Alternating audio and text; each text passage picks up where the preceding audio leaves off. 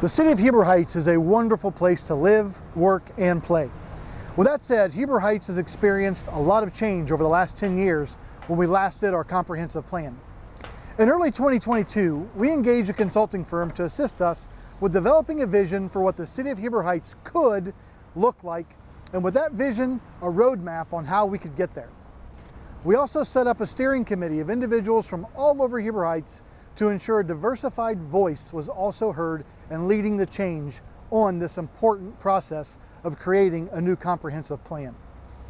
What is a comprehensive plan, you ask? Well, as I stated before, it's a plan that sets forth a vision and goals for our city's future and provides the overall foundation for land use regulation throughout the city. This document acts as a guide for the next 10 years to city staff, various boards and commissions, and city council. This plan will also be reevaluated every few years because we know that many factors can cause a plan to change course. What we still need from you is your input. The steering committee has been hard at work, talking to the public, gaining valuable insight into what you, the citizens of Heber Heights, like, dislike, want, and don't want in our wonderful city. They've also gained valuable insight from those who commute to Heber Heights for work, as well as those who come to play at places like the Rose or visit one of our parks or community events. I encourage you to visit our comprehensive plan page to complete the latest survey so that your voice can be heard. Better yet, join me on November 10th from 4 to 8 p.m. at the barn at the Heights on Executive Boulevard for Ignite Heber Heights. This will be a fun, family-friendly event where you can meet those involved in developing the comprehensive plan to this point. This is going to be something that you don't want to miss, I promise. I hope to see you there. Thank you, Mayor Gore. My name is Joe Nichol, principal and co-founder of Yard & Company. For the past 6 months, we've been working hard with the City of Heber Heights, a project steering committee, and you to shape a plan for the next 10 years of growth.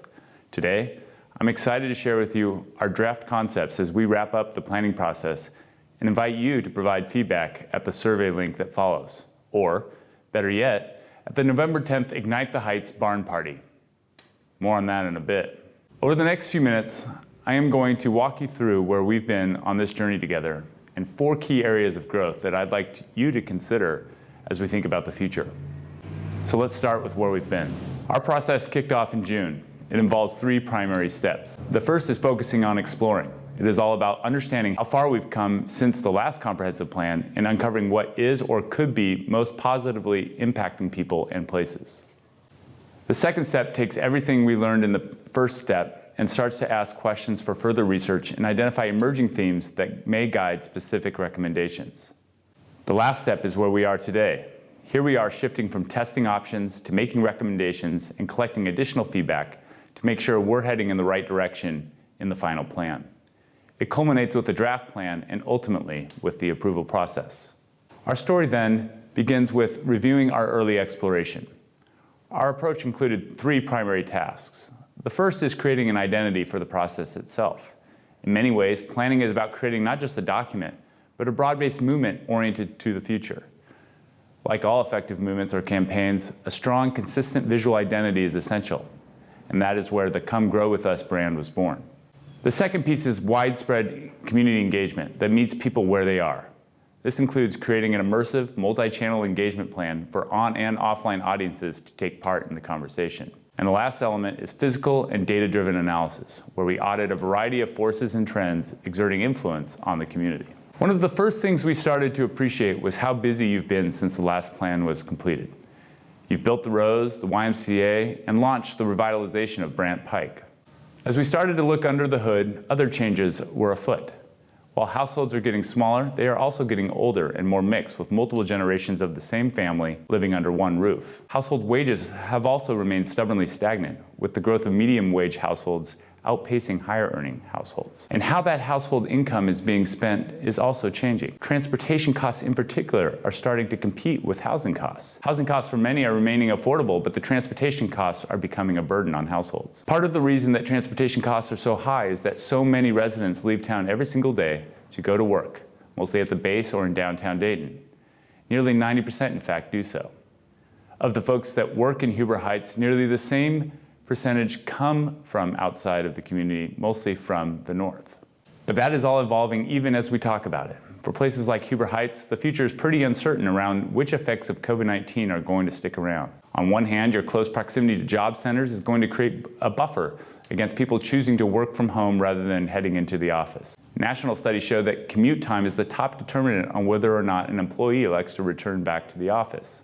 On the other hand, you have a lot of employees who are able to work wherever they choose. If they choose to work from anywhere, how many will spend more of their daytimes in Huber Heights? How will that change what's possible locally? How many will choose to move out of Huber Heights altogether when no longer tied to this location because of a job? This may be one of the largest questions that the next 10 years will answer for us. Similarly, the impact of the internet, and in particular smartphones, cannot be understated. The last comprehensive plan didn't mention the internet, much less the smartphone, Zoom meetings, the Internet of Things, autonomous vehicles, drones, or e-commerce. This has dramatically reshaped the landscape of how communities communicate and engage, how places market their quality of life, and how we buy things or how we get around. There's been a lot of change over the past 10 years, both globally and specific to Huber Heights. To help us determine where do we go from here, we've been meeting with a lot of people, starting with the city and the steering committee that they've assembled. We then took our questions and conversations out to the community to meet people where they frequent as part of their daily routines. Through on and offline surveys, mapping exercises, and one-on-one conversations, we met you in focus groups, pop-ups, and by distributing project materials to popular locations across town. By scaling this movement, we were able to reach not just one corner of the city, but a vast representation to most corners of the community. These interactions showed us where the city was strongest and where it fell short of expectation, and also where we need to focus our investment. It also showed us where the market and public investments were starting to yield the most growth. And in all, we reached a huge audience, getting a better appreciation of what was most impacting people and places at that magical intersection between community and commerce. From this, we were able to get a sense of what people want to see change and what should stay the same. Today, residents talk mostly about loving the community events, sense of community, and the people along with affordable convenience of getting around.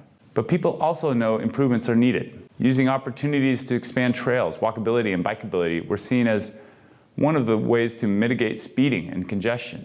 Many of you highlighted the need to grow the population of higher income jobs and arts and cultural opportunities. But when making these changes, we shouldn't lose sight of what got us here in the first place. Our growth can be built on the back of our great parks and green spaces and our strong community services.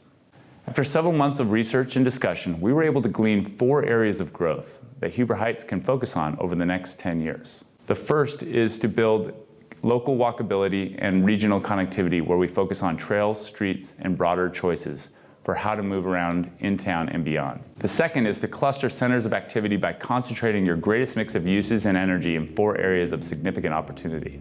The third is to connect your history to your future by transitioning from thinking of the city as a collection of land uses to more of a collection of neighborhoods and districts, each with its own personality. And the final area of growth is operationalizing the implementation of these changes such that growth happens with the people of Huber Heights, not to them. So let us now go into greater detail, starting with the goal to enhance local walkability and regional connectivity. This area of focus grew out of the overwhelming acknowledgement of 2 phenomena. The first is that we are experiencing far more problems with traffic than benefits. The second is that we sit alongside one of the country's most remarkable trail networks in the Great Miami River Trail, but are completely disconnected from it. You have several destinations, from your parks and schools to commercial districts and community amenities, that could all be better connected by walkable streets and trails. So how do we do that? The first thing we can do is look at building an interconnected trail loop that links centers of activity in the city directly to the Great Miami River Trail. We have options how to do that. Let's talk about it in pieces. In the north, the big goal is to connect Taylorsville Metro Park to Carriage Trails Metro Park. Our preferred alignment would be to come up to Old Troy Pike by Trimble and over to Carriage Trails Parkway before heading south past the YMCA, Sinclair Community College, and to the Carriage Hill Metro Park. Carriage Trails Parkway is extremely wide and can easily accommodate a dedicated multi-use trail design in that right-of-way. A second alignment to consider is one a bit to the south. While this alignment has some merit and is more direct, it uses more signage than off-street trails and goes down small residential streets as opposed to a parkway like Carriage Trails. While more direct, we feel this is less desirable of an alignment. The southern leg of the loop serves many of Huber Heights' oldest neighborhoods, schools, and parks. Our preferred alignment is along Chambersburg, where incrementally segments of this system are already well underway. Brant Pike is redeveloping and a trailhead by Rip Rap Roadhouse already exists. Alternatively, Taylorsville and Fishburg present opportunities as well. One leg of the north-south side of the loop already exists along the current Metro Park and trail system. But in town, we are gravitating towards Brant Pike as the preferred alignment of the off-street trail, connecting the YMCA Carriage Trails Metro Park with the revitalization further south on Brant Pike. While Brant has the width and the amenities to accommodate the trail, another option does exist along Bell Fountain. But that option would be a bigger undertaking and transformation to the road, is pinched getting over 70, and has fewer destinations along the way. In all, if we build it right over time, we can create a 14.5-mile loop that connects nearly every corner of the city with the Great Miami Trail, as a place to recreate, to get to school, grab a bite to eat with friends, and enjoy the health benefits along the way. This trail should be safe, identifiable, well-branded, and well-maintained. It will not only better serve today's residents and businesses, but be a powerful attractor of new investment and growth in the future. Of course, the trail isn't the only way to meet our goals for a more connected future that brings together the best in walkability, bikeability, transit, and mobility technology. Getting our streets right is an essential part of the equation and critical to ensuring that our neighborhoods are not only attractive, but equitably serve the needs of all users. We are proposing that we create a new street map called a thoroughfare map that will guide investments in new streets into the future. Those streets are coded to a range of cross-section standards that reflect the priorities you stated in your feedback about not only handling car traffic better, but the needs of pedestrians, bicyclists of all ages. Here you can see options for the streets meant to carry you through the community and to surrounding areas. These drawings are color-coded to show you how they meet the needs of all users. Major collectors represent commercial and mixed-use streets. Safer, more walkable streets that support businesses and residents also improve the transit experience. Modernizing our streets over time will also afford the opportunity to build in the right technology and flexibility to meet the future needs of both people and the broadband, the Internet of Things, sensor technology, utility grid, and interconnectivity that they rely upon. Our second area of growth is to cluster centers of activity. One of the major things we gleaned from our research and interviews is that Huber Heights lacks a central identity or gathering place. It has no strong core. As we looked at it further, however, we see the opportunity to not just focus on creating a singular center, but several, each with its own personality and market niche. The first center is one that we are starting to call Live Local. Huber Heights does not have a downtown, but if it did, this is where it would likely find itself centered, at Brant and Chambersburg. It was identified in the Brant Pike Revitalization Plan and is already starting to see changes with the new library and Marion Meadows development. The market niche here is local retail and services, government functions, public space, and a wide range of housing types. The second center we're identifying is to the east. Its focus might best be understood as an employment center, but we are quick to point out that a 21st century employment cluster is not just industry, logistics, warehouses, and offices on large disconnected sites, but a sophisticated array of infrastructure, natural amenities, mixed housing types, and amenities blended in one interconnected district. You've already got the beginnings of such an environment to the north of 70, and given its interstate access and base proximity, along with great natural features, this type of district makes a lot of sense to accommodate the bulk of your large-scale economic development in the future. The third district is geared toward hospitality, entertainment, and attractions for both locals and regional destination traffic. This builds off the opening of the Rose, the growth of the YMCA, and the fact that Carriage Hill Metro Park is already one of Five Rivers Metro Park's top destinations. It also has plenty of interstate access and connectivity to surrounding areas. Like the Work Center, we also strongly suggest that multifamily and dense single-family housing be part of the equation here, to drive foot traffic and cater to an active lifestyle resident that currently does not have many options in Huber Heights. The final cluster we've identified is one that spans the current city boundary to the northwest. The play here is all about proximity to the Taylorsville Metro Park, the trail loop springing off it as discussed previously, and nearby commercial areas and employment anchors such as Trimble. This district can be both trail and river-oriented, provide a wide array of trail-oriented development and housing, and offer amenities that are unmatched elsewhere near metro parks and the Great Miami Trail elsewhere. The third growth area is all about connecting our history to our future. What this growth area suggests is that the current planning and development practice needs a tune-up to better serve the diverse needs of a diversifying city and making sure that we're leveraging the right tools in the right location at the right time. To do this, we suggest pursuing the following. Utilize development pattern zones instead of land use districts to better balance predictability and flexibility to meet the market and be more inclusive of new innovation. Develop detailed sub-area plans focused on the 4 clusters and any other sites likely to undergo significant development in the next 10 years. Replace the zoning code to reflect desired development patterns and sub-area plans. Amend the development process to reduce regulatory risk and administrative burden.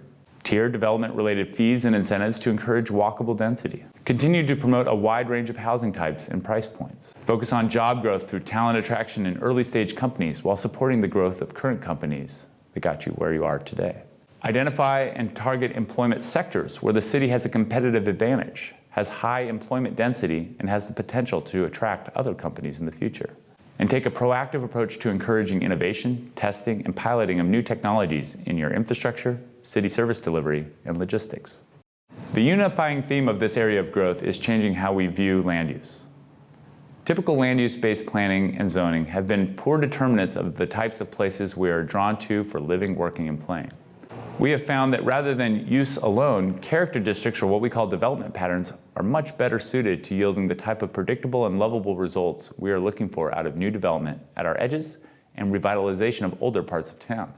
In this plan, we have identified 5 patterns on top of the 4 clusters we discussed previously. Each pattern has its own defining physical characteristics, development strategy based on current market conditions, and yes, a basket of general uses that are to be expected. When paired with small area planning, this approach can be a useful way to revise the zoning code to not only be more neighbor and market friendly, but also more equitable to current and future residents who must navigate the system when making household or business investment decisions. What is typically left out of most comprehensive planning is how we implement them. It is one thing to create the plan, but getting to work and building off the momentum of the planning process is quite another. At Yard, we see the 2 sides as one interwoven enterprise. The metaphor we like to use is the iPhone. The software and the apps are what you use and suck you into an immersive experience. In this context, that is both the plan and what it seeks to achieve. But like software, it needs something to run on. That well-designed hardware and operating system that is efficient, durable, adaptive, and responsive. It is what runs behind the screen and behind the scenes to make sure the software looks the way it does and operate as reliably as it should. For this plan to be successfully implemented, we have to know that our operating system and hardware is where it needs to be. Based on our work thus far and experience elsewhere, we believe there are 3 areas that need to be addressed to power implementation in the future. The first is brand. What does it say? How does it reflect our vision in this plan? And how are we as a city fulfilling that brand promise in everything that we do and create? You have a brand now, but it needs to be modernized and activated toward where you are headed. The second element is engagement. This planning process, as successful as it has been, cannot and should not be the end of engagement around growth. As small area planning and specific development comes online, the scope and nature of engagement needs to shift to not relitigating the decisions made here, but to dive into the details of public-facing design and construction management with those most immediately affected. And lastly is management.